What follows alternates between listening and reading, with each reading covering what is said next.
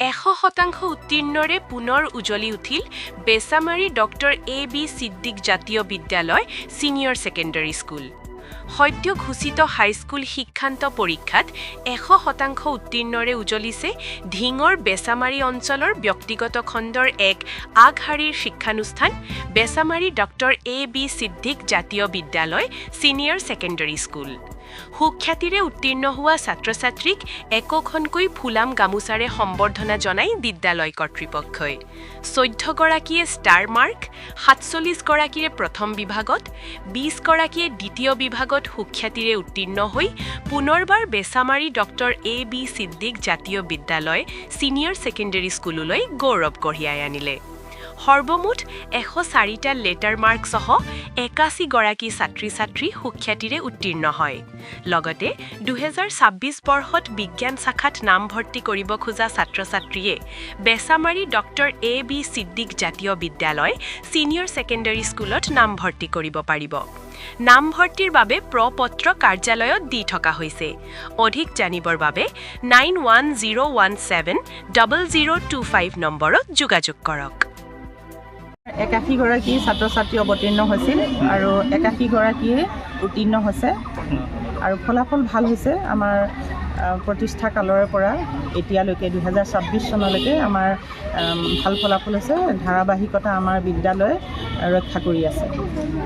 Bechamari doctor A.B. Siddique জাতীয় বিদ্যালয়ে প্ৰত্যেক বছৰতে ধাৰাবাহিকতা ৰক্ষা কৰে, শৈক্ষিক ক্ষেত্ৰখনত এক বিশেষ বাতাবৰণ সৃষ্টি কৰে। এই বৰ্ষত কি কৰিলে? নিশ্চয় এই বৰ্ষটো আমাৰ খুবেই ভাল হৈছে ফলাফল। আমাৰ 81 ছাত্ৰ-ছাত্ৰী ইতিমধ্যে উত্তীৰ্ণ হৈছে মই কৈছোঁৱে, আৰু আমাৰ লেটাৰ পাইছে 103জন ছাত্ৰ-ছাত্ৰীয়ে লেটাৰ পাইছে। অংক বিষয়ত 43জন ছাত্ৰ-ছাত্ৰীয়ে লেটাৰ পাইছে আৰু অসমীয়াত 8জনে পাইছে আৰু ভূগোল বিষয়ত 17জনে পাইছে। এডভান্স মেথছত 11জনে পাইছে, আৰবিক 9জনে পাইছে আৰু ছ'চিয়েল ছায়েন্সত 3জনে লেটাৰ পাইছে। মুঠতে 103টা লেটাৰ পাইছে। উত্তীৰ্ণৰ হাৰ কিমান? উত্তীৰ্ণৰ হাৰ 100%। প্ৰত্যেক বছৰে দেখা যায় যে মানে ফলাফল বহুত উন্নত। এইবাৰ অলপ বেলেগ ধৰণৰ দেখা পালোঁ। আচলতে কি হৈছে ঘটনাটো এই সন্দৰ্ভত অলপ তেনেকুৱা নহয়, আমাৰ ভালেই হৈছে।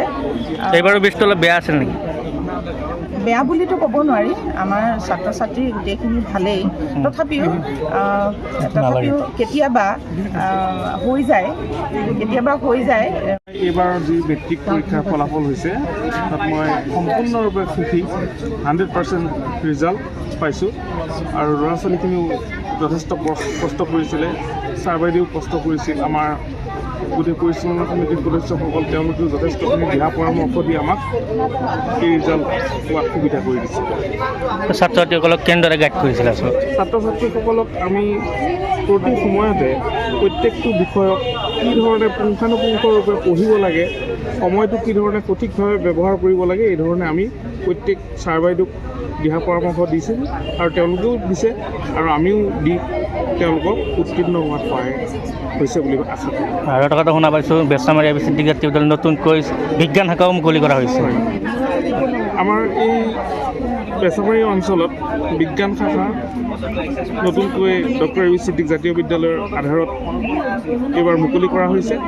যিহেতু আমাৰ ল'ৰা ছোৱালীসকল আমাৰ ঠাই এৰি বিভিন্ন জেগাত উচ্চ শিক্ষাৰ কাৰণে যায় আৰু সেইখিনি যাতে আন জেগাত যাব নালাগে, আমাৰ ইয়াতেই যাতে আপোনাৰ উন্নত শিক্ষাৰে তেওঁলোক শিক্ষিত হ'ব পাৰে, তাৰ কাৰণে আমি চেষ্টা কৰিছোঁ। আৰু সেই পৰিপ্ৰেক্ষিতত বহুতো ভাল শিক্ষক আমি যুগুতাইছোঁ আৰু তেওঁলোকে ইয়াত আপোনাৰ বিজ্ঞান শাখাত নামভৰ্তি কৰিলে এক বেটাৰ ফিউচাৰ লাভ কৰিব বুলি আশা কৰোঁ।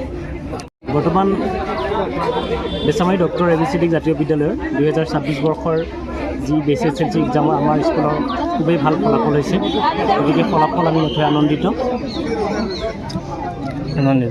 যিসকল ছাত্ৰ-ছাত্ৰীক আপোনালোকে পঢ়াই আছে কেনেদৰে গাইড কৰে, আচলতে কেনেদৰে আগবঢ়ায়? আমি সম্পূৰ্ণ গাইড দিওঁ।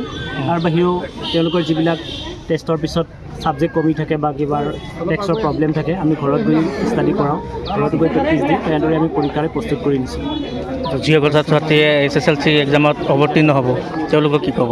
তেওঁলোকৰ কাৰণে আমি এতিয়া চেষ্টা চলি আছোঁ, যিহেতু আমাৰ এপ্ৰিলৰ এইবাৰ নিউ ছেশ্যন আৰম্ভ হৈছে, গতিকে সেইমতে আমি তেওঁলোকক সম্পূৰ্ণ যিটো সেবাৰ বৰ্তমান SSBৰ যিটো ডিভিজন 1ৰ ক্ৰাইটেৰিয়া আছে সেই চিলেবাছ মতে তেওঁলোকক আগবঢ়াই নিবলৈ যথেষ্ট চেষ্টা কৰিছোঁ।